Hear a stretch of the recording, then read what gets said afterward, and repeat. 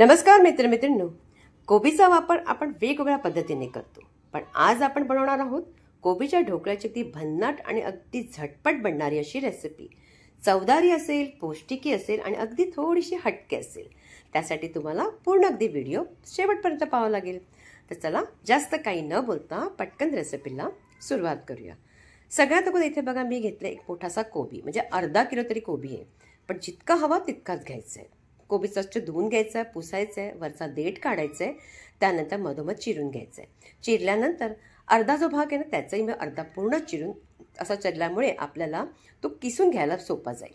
आता इथे मी पूर्ण काही घेणार नाही आहे. अर्धा मी कोबी आणि त्याच्याशिवाय आणखी थोडासा तुकडा तेवढाच घेतला आहे. आता इथे 2 किसणी आहे माझ्याकडे. तर बारीक जो किसणी आहे ना ती घ्यायची, नसेल तर ती दुसरी घेतली तरी हरकत नाही. आणि अशा पद्धतीने कोबी चांगला किसून घ्यायचा.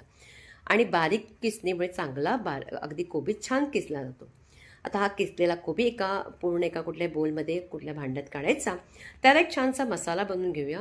त्यासाठी काय करायचं, इथे मिक्सरच्या भांड्यामध्ये ना इथे लसणाच्या पाकळ्या घालायच्या 7-8. त्याचबरोबर घालायच्या इथे थोडासा 1 चमचा जिरं आणि अर्धा इंच असा आल्याचा तुकडा आणि हिरव्या मिरच्या जितका तुम्हाला हवा तितका घालायचा. आणि हे वाटताना एकदम बंद चालू करून तशा पद्धतीने वाटायचं. पाणी घालून पेस्ट करायची नाही. अशा पद्धतीने वाटले गेलेले मिश्रण घालायचं. त्यात घालायचे आपण नंतर कांदा, अर्धा अगदी कांदा घाला, छोटासा घाला. त्यानंतर बारीक चिरून घालायचं आहे. त्याचबरोबर इथे गाजर जो आहे ना, नाही मी किसलं आहे, नाही मी याला चिरलं आहे. याला काय करायचं, मोठे मोठे तुकडे मिक्सरच्या भांड्यात टाकायचं. मिक्सरमध्ये बंद चालू करून याला अगदी वाटून घ्यायचं. म्हणजे अशा पद्धतीने गाजर आपला अगदी चिरला जातो. ओवा घ्यायचा, थोडासा हातावरती चुरून घ्यायचं आहे. नंतर आपण त्याच्यामध्ये घालायचे तीळ, 1 चमचा. तीळ नसेल तरी चालेल. 1 चमचा तीळ घातल्यानंतर हळद जराशी घालायचे, चवीपुरतं थोडंसं मीठ आणि नंतर घालायची कोथिंबीर. तुम्ही पाहिलं इथे मी लाल तिखट, गरम मसाला कशाचाही वापर केलेला नाही, कारण आपण हा मसाला बनवला आहे. हवं असेल तर घाला, पण या मसाल्याने त्याला चव येणार आहे. आणि नंतर हे मिश्रण चांगलं या कोबीमध्ये अगदी व्यवस्थित चोळून घ्यायचं. का त्याला अगदी पाणी बरंचसं सुटतं. आता पाणी सुटतंय म्हणजे आता ढोकळा म्हटलं की बेसन तर आलंच. आता बेसन 1 वाटी घ्यायचं आणि जितकं हवं ना तितकं आपण त्याच्यामध्ये घालत राहायचं. थोडंसं करून आपण हे मिश्रण चांगलं अगदी व्यवस्थित त्याला अगदी मिक्स करायचं आहे बेसनमध्ये. आता असं केल्यानंतर मला असं वाटतंय की थोडंसं अगदी याला बेसन कमी आहे, म्हणून कमी जास्त झालं तरच करायचं आहे, पटकन पूर्ण टाकायचं नाही. आता हे पूर्ण बेसन आपल्या या मिश्रणाला जर हवंच. आता पूर्ण सगळं बेसनमध्ये मिश्रण मिक्स करून घ्यायचं आहे. आणि अशा पद्धतीने झाल्यानंतर आता हे मिश्रण या पद्धतीचं झालं का पाणी आपल्या कोबीला बरंचसं सुटतं, म्हणून अगोदर पाणी जरा एकही थेंब टाकायचं नाही.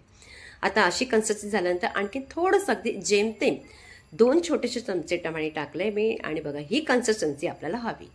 आता अशी झाली की आपण ह्याला बाजूला काढून ठेवूया. आणि तुमच्याकडे जर इडलीचं भांडं असेल तर त्याला तुम्ही तेल लावून घेऊ शकता, किंवा इडलीचे माझ्याकडे इथे छोट्या वाट्यात त्याला मी तेल लावलं आहे. आणि सगळ्यात अगोदर आपण स्टीमर मात्र पाणी उकळायला रेडी करून ठेवायचं. नंतर करायचं नाही, पाणी उकळलं गेलं पाहिजे तरच ढोकळा छान बनतो. या वाट्यानं सगळं तेल लावलं आहे. आणि या मिश्रणामध्ये आपण इनो टाकायचा किंवा अर्धा चमचा बेकिंग सोडा. इनो ॲक्टिवेट होण्यासाठी जरासं पाणी टाकून चांगलं अगदी व्यवस्थित मिक्स करून घ्यायचं, म्हणजे ते मिश्रण अगदी हलकं फुलकं होतं. आता हे झालं की पटकन आपण त्या वाटीमध्ये टाकायचं. इथे तुम्ही ताटामध्ये जरी घातलं तरी हरकत नाही. आता वाट्यामध्ये घालायचं. वाटी मात्र पूर्ण भरायची नाही, अगदी अर्धी वाटी भरायची. आणि सगळ्या वाट्या आपण पूर्णपणे भरून घ्यायच्या.